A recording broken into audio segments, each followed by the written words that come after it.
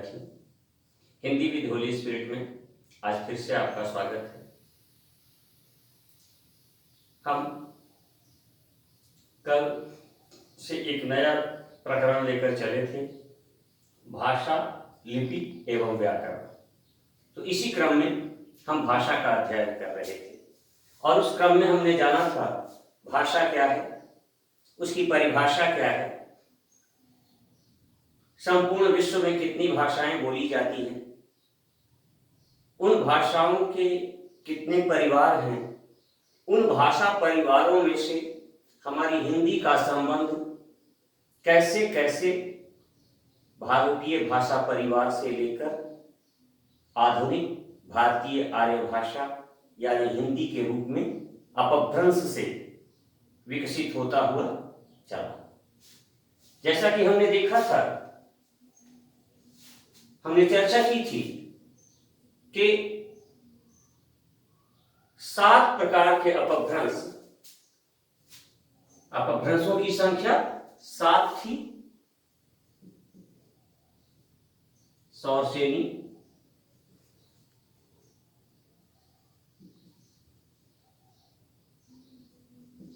अर्धमागधी,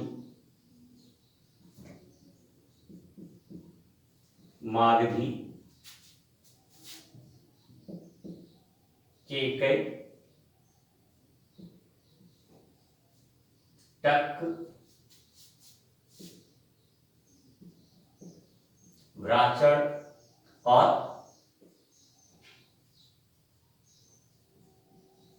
महाराष्ट्री। ये 7 अपभ्रंश थे और मैंने आपसे चर्चा की थी कि इन 7 में से इन प्रारंभिक 3 अपभ्रंशों से ही आधुनिक हिंदी का विकास हुआ। शेष जो अपभ्रंश हैं वो आर्य भाषाओं के ही अंतर्गत आने वाली कुछ अन्य भाषाओं, हालांकि इनसे भी हिंदी के अतिरिक्त कुछ अन्य भाषाएं निकली हैं,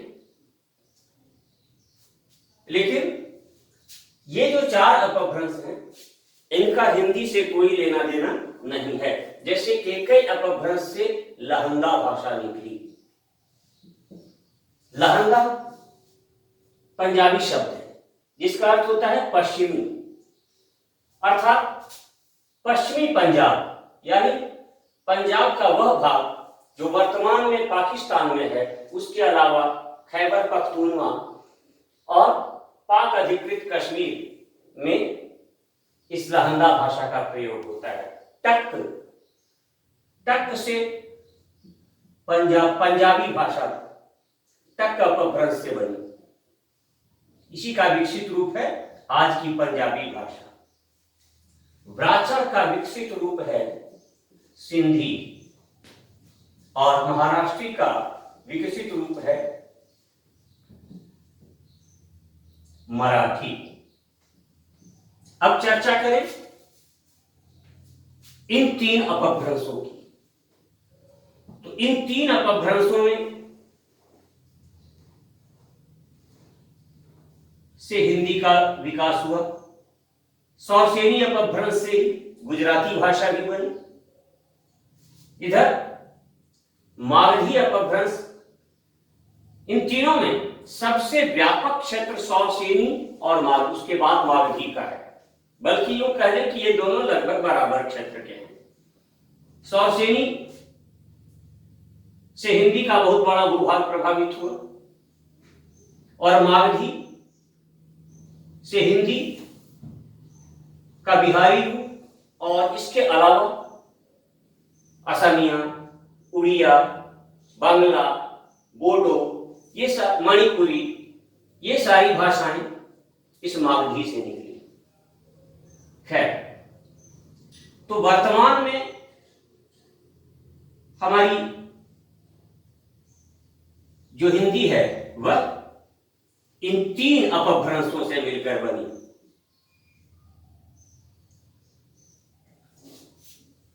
तो हिंदी एक भाषा है और भाषा के लिए कल हमने परिभाषा देखी थी, लेकिन अब सवाल यह है कि हिंदी एक ऐसी भाषा है जो बहुत व्यापक क्षेत्र में बोली जाती है और अपनी व्यापकता के कारण स्वाभाविक है कि हमारा देश एक ऐसा देश है जो अनेकता में एकता लिए है। विभिन्न परिस्थितियां हैं यहां, जबकि पश्चिम के या पूरब के जितने देश हैं उनकी स्थिति एक सी है। पूरे के पूरे देश का भौगोलिक वातावरण लगभग एक सा है। कहीं ठंडा प्रदेश है तो ठंडा प्रदेश ही है, कहीं गर्म प्रदेश है तो कहीं तो वो पूरा का पूरा गर्म प्रदेश ही है। लेकिन हमारे यहाँ कश्मीर जैसा ठंडा प्रदेश भी है तो राजस्थान जैसा तपता हुआ प्रदेश भी है। कहीं हरी भरी वादियां हैं तो कहीं रेगिस्तान है, कहीं समुद्री किनारा है तो कहीं लहलहाते हुए खेत हैं, पहाड़ हैं, झरने हैं। तो स्वाभाविक है कि भाषा संस्कृति का एक बाह्य रूप होता है और इसका बहुत कुछ प्रभाव भौगोलिक परिस्थितियों के आधार पर तय होता है। तो एक विशाल भाषा के रूप में हिंदी है। आज पूरे विश्व में जितनी भी भाषाएं बोली जाती हैं, हमने जिन 3000 भाषाओं की चर्चा की उनमें अंग्रेजी, चीनी के बाद तीसरे नंबर पर हिंदी का ही स्थान आता है। इसके बोलने वालों की संख्या आज लगभग 130 करोड़ पार कर चुकी है, क्योंकि ये न सिर्फ उत्तर भारत की बल्कि दक्षिण भारत में भी काफी बोली जाती है। इसके अलावा नेपाल,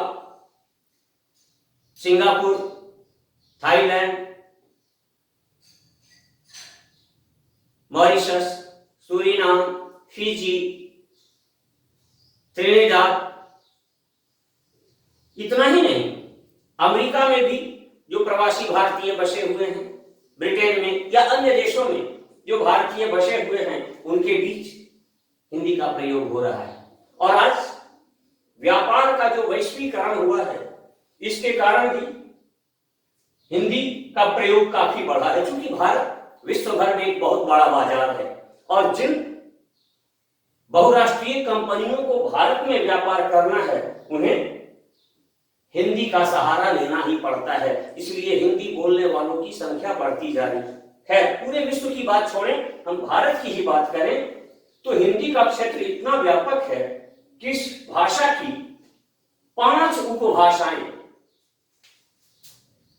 देखी जाती हैं। हिंदी भाषा की 5 उपभाषाएं हैं। पहली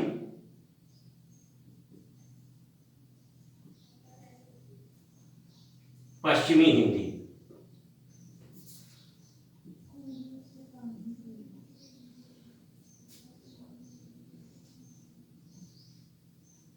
दूसरी पूर्वी हिंदी,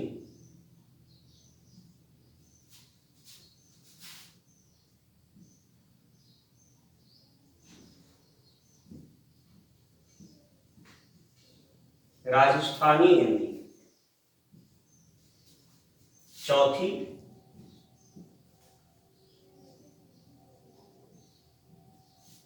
पहाड़ी हिंदी और 5वीं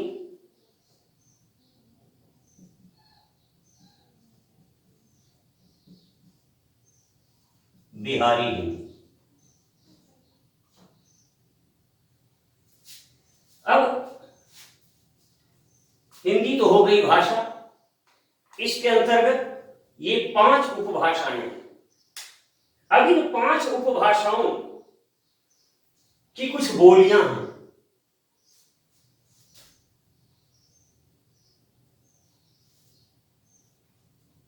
पश्चिमी हिंदी की 5 बोलियां हैं, उनको हम इस रूप में देख सकते हैं।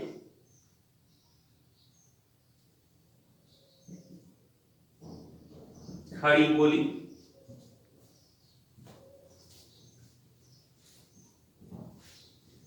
ब्रज,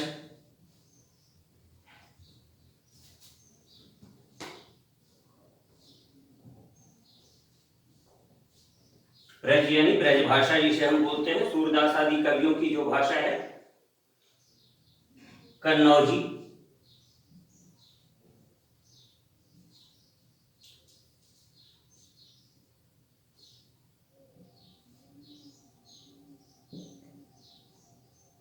बुंदेलखंडी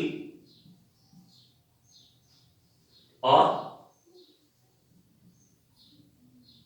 बांगरू, ये 4-5 बोलियां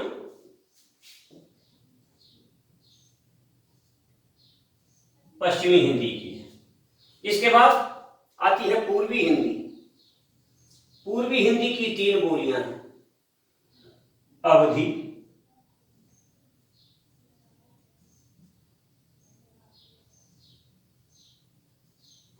छत्तीसगढ़ी और बघेली या बघेलखंडी भी बोलते हैं। बघेली को बघेलखंडी भी बोलते हैं। सबसे ज्यादा बोलियां राजस्थानी हिंदी में। राजस्थानी हिंदी में 7 बोलियां हैं।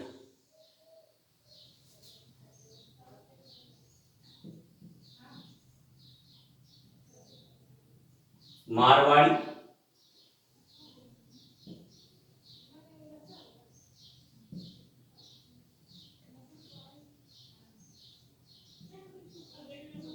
मेवाड़ी,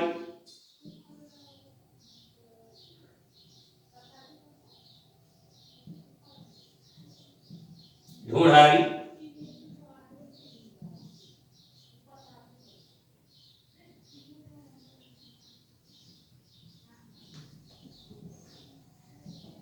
मेवाती,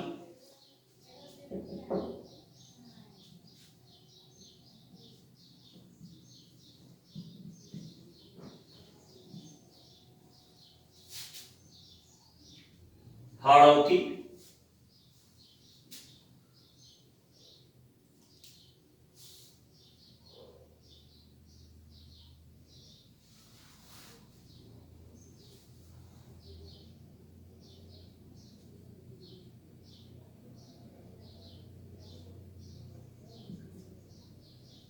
मालवी और वागड़ी।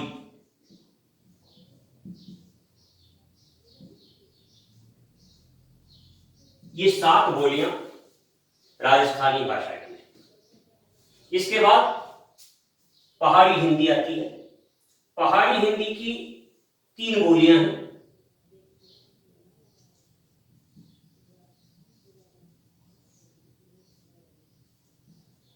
पश्चिमी पहाड़ी,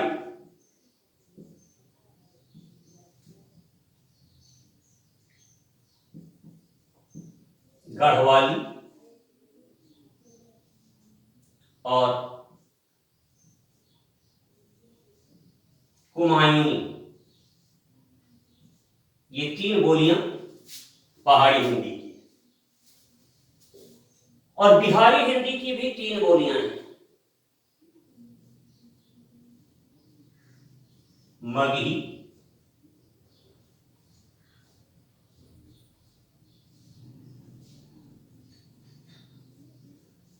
भोजपुरी और मैथिली।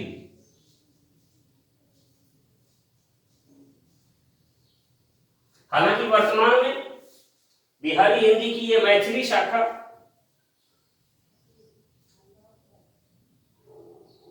भाषाओं की सूची में आ गई है। भारत सरकार ने जिन भाषाओं को संविधान की 8वीं अनुसूची में शामिल किया है, उनमें अब मैथिली भी आ गई है। राजस्थानी को भी भाषा का दर्जा दिलाने का संघर्ष चल रहा है। भोजपुरी को भी भाषा का दर्जा दिलाने का संघर्ष चल रहा है। निकट भविष्य में संभव है ये बोलियां भी, ये भाषा, राजस्थानी उपभाषा और भोजपुरी बोली, ये सब भी भाषा की श्रेणी में आ जाएंगे। तो अब यहां हमने देखा क्या, एक तो भाषा है, उसके साथ उपभाषा है और बोलियां हैं। तो इनका क्या भेद होता है? तो भाषा की परिभाषा तो हम पहले जान चुके हैं कि भाषा मानव उच्चारणावयवों से उच्चरित यादृच्छिक एवं परंपरागत ध्वनि संकेतों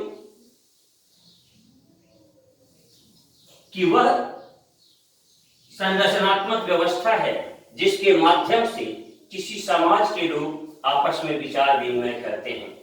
अब भाषा के बाद,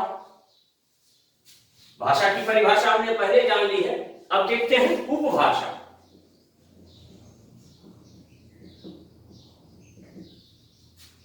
उपभाषा क्या है?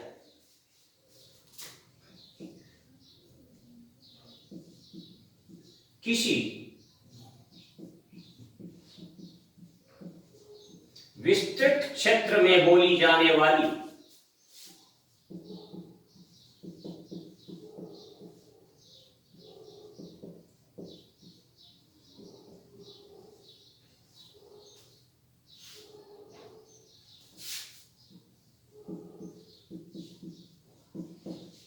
भाषाओं को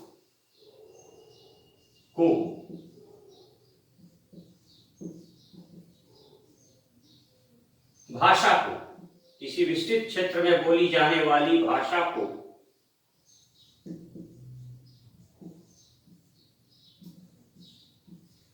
क्षेत्रीय विशेषताओं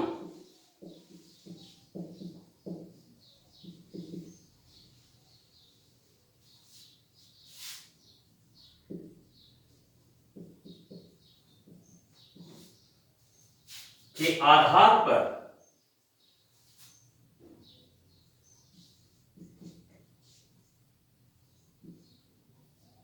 दर्शाने वाली इकाई या दर्शाने वाली भाषिक व्यवस्था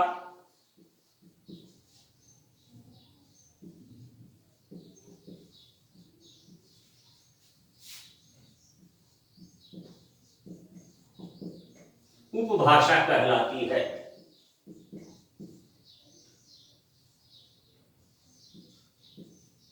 जैसे किसी क्षेत्र विशेष के आधार पर उस क्षेत्र में बोली जाने वाली जो हिंदी है या कोई भी भाषा है, उस भाषा का जो क्षेत्रीयता के आधार पर वर्गीकरण है, उस भाषाई व्यवस्था को ही उपभाषा कहते हैं। और ये कब, इसकी आवश्यकता कब पड़ती है? जब उसका क्षेत्र बहुत विस्तृत हो। कई भाषाएं तो ऐसी हैं जिनके बोलने वालों की संख्या कुछ लाख में है, कुछ हजार लोगों द्वारा बोली जाने वाली भी भाषाएं हैं दुनिया में। लेकिन हिंदी एक ऐसी भाषा है, मैंने अभी बताया 130 करोड़ से अधिक लोग हिंदी बोलते हैं आज। तो स्वाभाविक है कि क्षेत्र की विविधता एवं विस्तृतता के कारण इसमें थोड़ा बहुत अंतर आएगा। तो उसी के आधार पर जो इनका वर्गीकरण किया गया उसे ही उपभाषा कहते हैं। अब सवाल है कि बोली क्या है?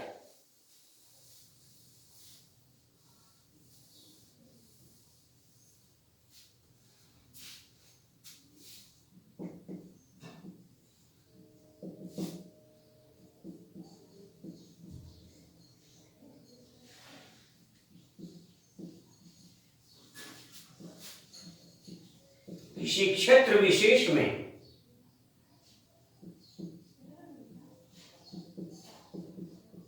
सामान्य जन द्वारा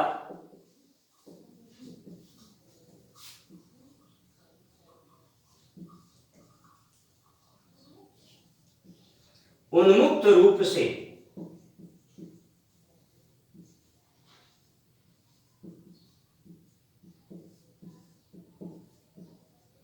विचार विनिमय की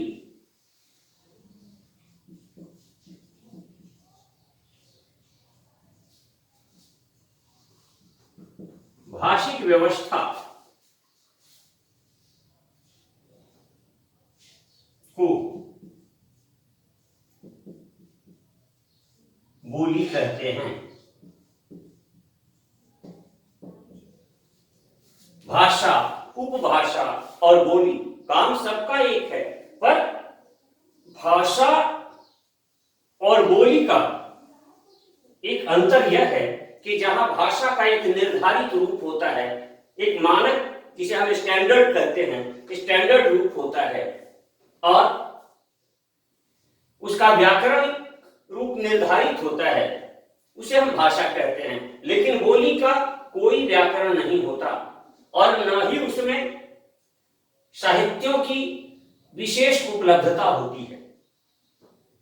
जैसे जैसे बोली विकास करके व्याकरणिक नियमों की सीमा में बढ़ती चली जाती है और अपनी व्यापकता बढ़ाती चली जाती है, अपनी साहित्यिक पैठ बढ़ाती चली जाती है, वैसे ही वह बोली भाषा का रूप ग्रहण करने की अधिकारिणी हो जाती है।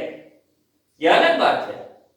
यह राजस्थानी संवैधानिक रूप से भाषा का दर्जा नहीं पाए हुए है, परंतु उसमें भाषा के वे सारे गुण हैं जो भाषा के हिसाब से आवश्यक हैं। तो हमने ये जान लिया कि भाषा क्या है, उपभाषा क्या है, बोली क्या है, और एक हिंदी के अंतर्गत हमने देखा कि हिंदी की 5 उपभाषाएं हैं। पश्चिमी हिंदी, पूर्वी हिंदी, राजस्थानी हिंदी, पहाड़ी हिंदी और बिहारी हिंदी। और अगर हम देखें तो पश्चिमी हिंदी की 5, पूर्वी हिंदी की 3, राजस्थानी की 7, पहाड़ी की 3 और बिहारी की 3, इस तरह से 21 बोलियां तो मुख्य रूप से हिंदी की बोलियां हैं। लेकिन इसके अलावा भी कई उपबोलियां, जैसे मारवाड़ी बोली को ही लें तो मारवाड़ी में ढटकी, माहेश्वर।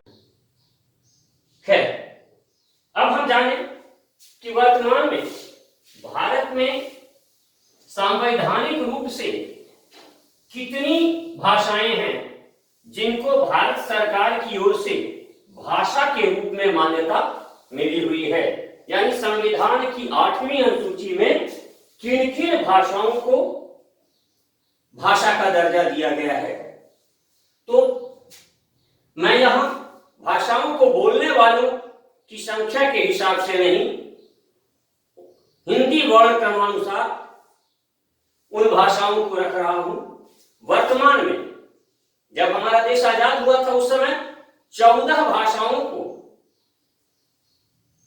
भाषा की सूची में रखा गया था, परंतु आज हमारे देश में 22 भाषाएं हैं जिनको भाषा का दर्जा मिला हुआ है संवैधानिक रूप से।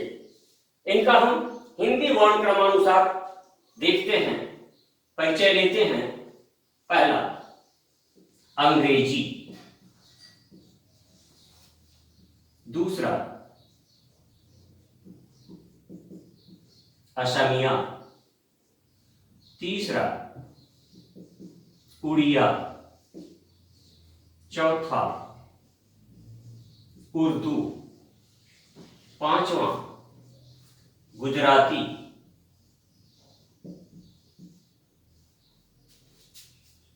छठा, डोगरी।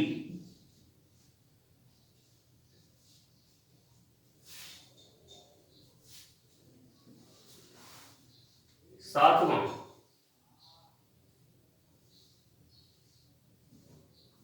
कन्नड़।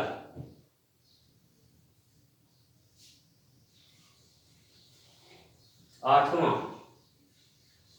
कश्मीरी।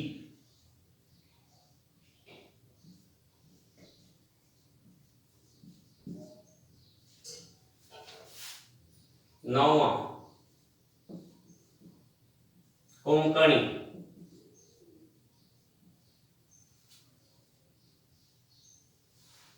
माफ कीजिएगा,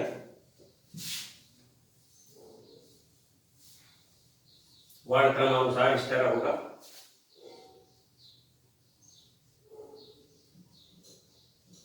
कन्नड़, कश्मीरी,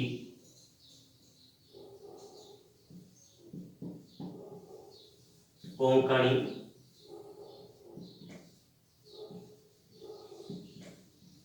गुजराती,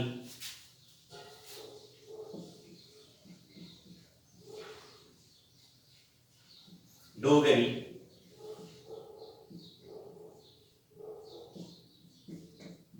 तमिल,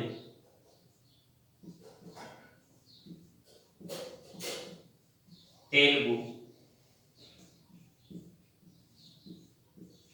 नेपाली, पंजाबी,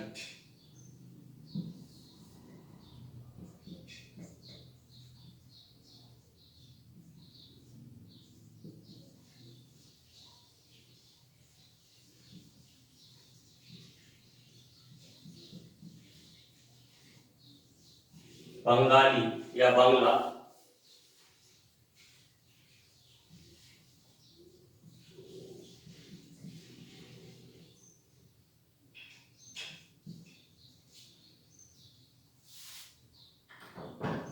बोडो,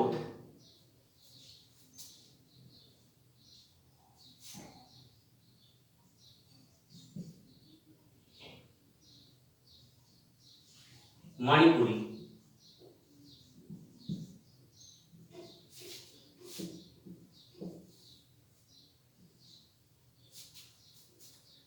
मराठी,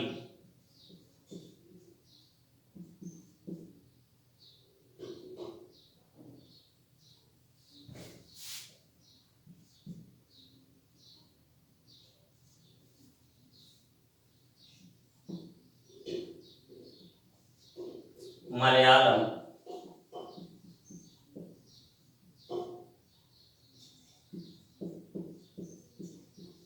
संथाली,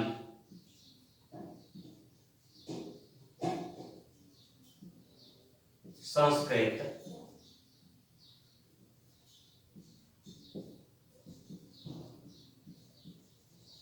सिंधी और अंत में हिंदी। तो इस तरह से ये 22 भाषाएं हैं जिनको भारतीय संविधान में आज भाषा का दर्जा प्राप्त है। अब जब भाषा की चर्चा होती है तो एक बात पर और चर्चा करना जरूरी हो जाता है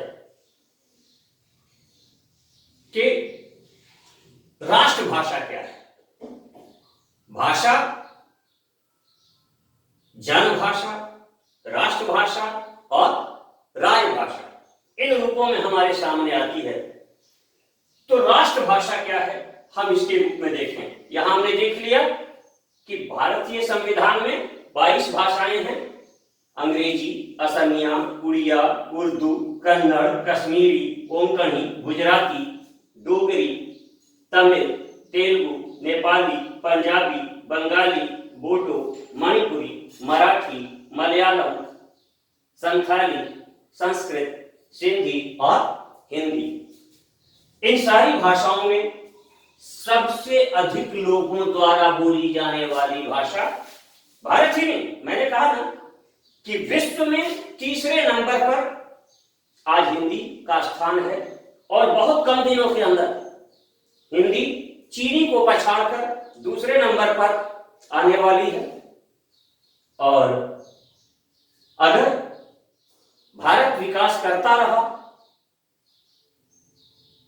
और भारत की जैसे आज राजनीतिक पैठ पूरे विश्व में बढ़ती जा रही है, भारत का रुतबा बढ़ता जा रहा है, अगर यह स्थिति रही तो वह दिन दूर भी नहीं होगा जब भारत की यह हिंदी पूरे विश्व की बिंदी बनकर उभरेगी और विश्व में पहले नंबर पर बोली जाने वाली भाषा बनेगी।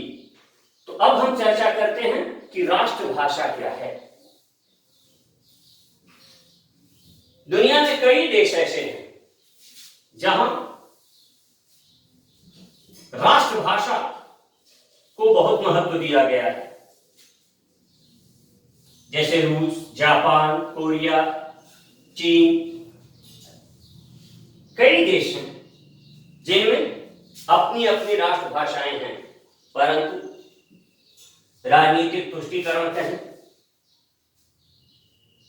सरकार की इच्छा शक्ति का अभाव कहें, या जनमानस की जागरूकता का अभाव कहें, कि हमारे देश का दुर्भाग्य है कि आजादी के 73वें वर्ष में हम चल रहे हैं, परंतु आज तक अफसोस के साथ कहना पड़ता है कि हमारे देश की संवैधानिक रूप से स्वीकृत कोई राष्ट्रभाषा नहीं है। फिर भी राष्ट्रभाषा की परिभाषा क्या होनी चाहिए, एक बार देखें हम।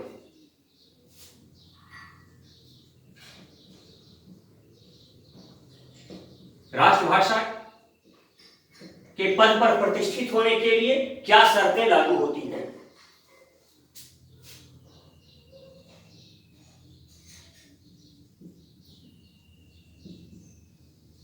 कम या अधिक रूप से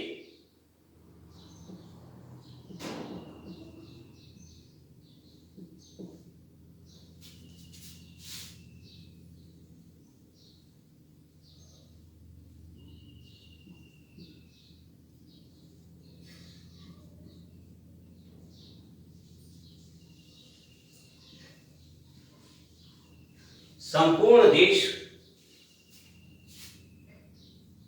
में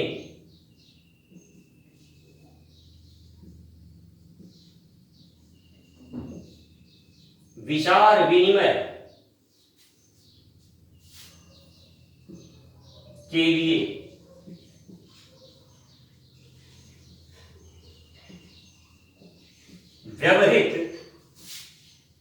व्यवहृत ऐसी भाषा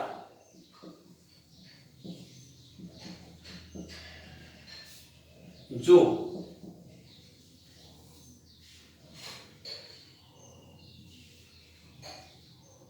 देश की जनता की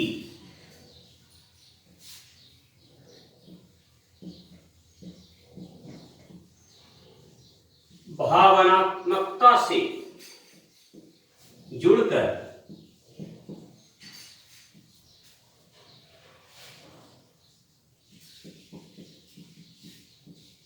राष्ट्रीय चेतना की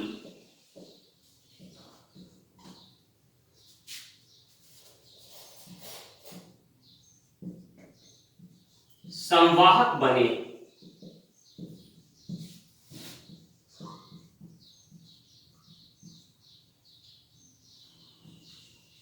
राष्ट्रीय परंपरा एवं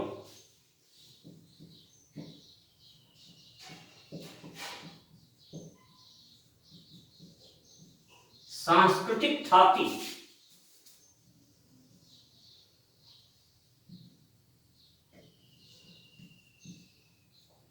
को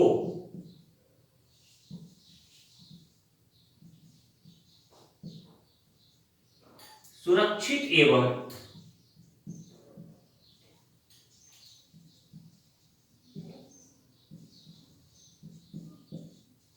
संरक्षित रखने में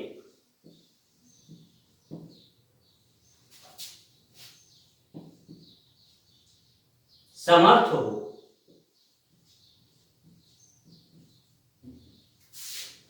तथा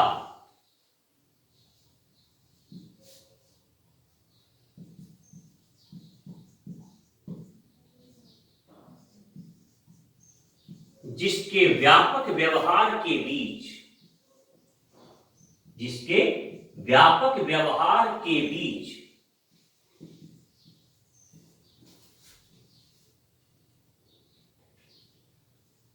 देश की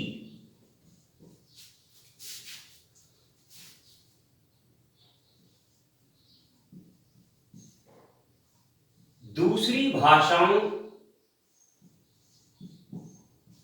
एवं बोलियों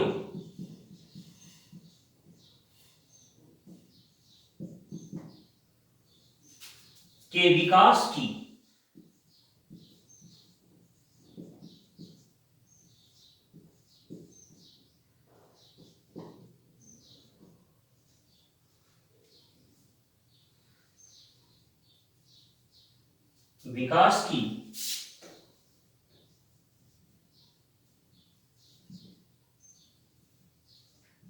संभावनाएं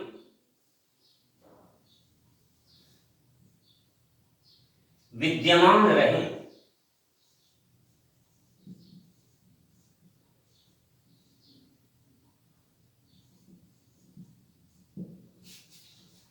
वह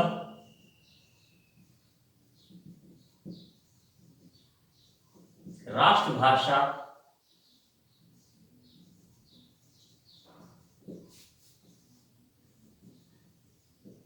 कहला सकती है। इतनी शर्तों की पूर्ति जरूरी है राष्ट्रभाषा के लिए कि कम या अधिक रूप से, जरूरी नहीं कि पूरे राष्ट्र के सारे प्रदेशों में सारे के सारे लोगों द्वारा बोली जाए, कहीं कम तो कहीं अधिक रूप से संपूर्ण देश में विचार विनिमय के लिए, आपस में अपने भावों और अपने विचारों को साझा करने के लिए व्यवहार में लाई जाती हो, व्यवहृत होती हो, और देश की जनता की भावनात्मकता से जुड़कर, अब वैसे तो अंग्रेजी भी पूरे भारत में विचार विमर्श के लिए, विचार विनिमय के लिए प्रयोग में लाई जाती है, चाहे हिंदी भाषी प्रदेश हो या हिंदी भाषी प्रदेश हो, वहां अंग्रेजी में बातचीत करते हैं लोग। लेकिन एक फर्क है कि अंग्रेजी चाहे कितना भी भारत में घुल मिल जाए, भारतीय जनता उसे एक विदेशी भाषा के रूप में ही स्वीकार करती है, परंतु हिंदी के साथ जनता का एक भावनात्मक लगाव है।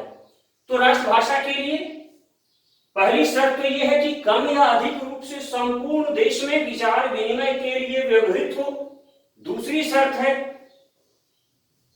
देश की जनता की भावनात्मकता से जुड़ी हो और वह भाषा राष्ट्रीय चेतना की संवाहक बने, यानी राष्ट्रीय चेतना को जगाने का भार अपने ऊपर उठा सके।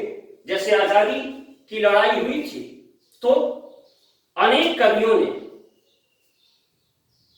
अपनी कविताओं के माध्यम से, चाहे वे मैथिली शरण गुप्त हों, चाहे वे सूर्यकांत त्रिपाठी निराला हों, चाहे जयशंकर प्रसाद हों, चाहे सियाराम शरण गुप्त हों, चाहे माखनलाल चतुर्वेदी हों, जितने भी कवि हुए या हमारे राजनेता, सबने हिंदी को प्रश्रय दिया। ये दुर्भाग्य का विषय है कि आजादी के बाद लोग अपने स्वार्थवश, राजनीतिक स्वार्थ लिप्सा में हिंदी को कमतर आंकने लगे। अब राष्ट्रीय चेतना की संवाहक तो बने ही, उसके साथ साथ राष्ट्रीय परंपरा एवं सांस्कृतिक छाती को, राष्ट्र की परंपरा भी एक राष्ट्रभाषा ही बचा सकती है, और सांस्कृतिक छाती को, जो धरोहर है, पुरखों ने जो हमें दिया है, उसको संरक्षित एवं सुरक्षित रखने के लिए जो भाषा अपना पूरा कार्य कर सकती है, इसके साथ ही जिसके व्यापक व्यवहार के बीच देश की दूसरी भाषाओं एवं बोलियों के विकास की संभावनाएं विद्यमान रहें। अर्थात ऐसा नहीं कि राष्ट्रभाषा का विकास हो तो दूसरी भाषाएं गौण हो जाएं, नहीं। जिस राष्ट्रभाषा के रूप में अगर हम किसी भाषा को विकास का अवसर देते हैं तो राष्ट्र में बोली जाने वाली दूसरी भाषाएं या दूसरी बोलियां जो हैं, उनके भी विकास की संभावनाएं बनी रहें। जैसे कि हम देखते हैं कि जब हमारा देश आजाद हुआ था तो जिन भाषाओं को, जिन बोलियों को भाषा का दर्जा नहीं मिला हुआ था, उनमें से भी कुछ बोलियां आज भाषा का दर्जा प्राप्त करने में समर्थ हुई है। हिंदी के अंदर की मैथिली भाषा का दर्जा प्राप्त कर चुकी है, राजस्थानी भी भाषा का दर्जा प्राप्त करने की स्थिति में आ रही है। तो इस स्थिति में हम देखते हैं कि हमारी हिंदी राष्ट्रभाषा बनने की पूर्ण रूप से अधिकारिणी है और जरूरत है राष्ट्र की जनता की जागरूकता की। खैर, आज की कक्षा यही संपन्न होती है। कल फिर मिलेंगे एक अंतराल के बाद। धन्यवाद।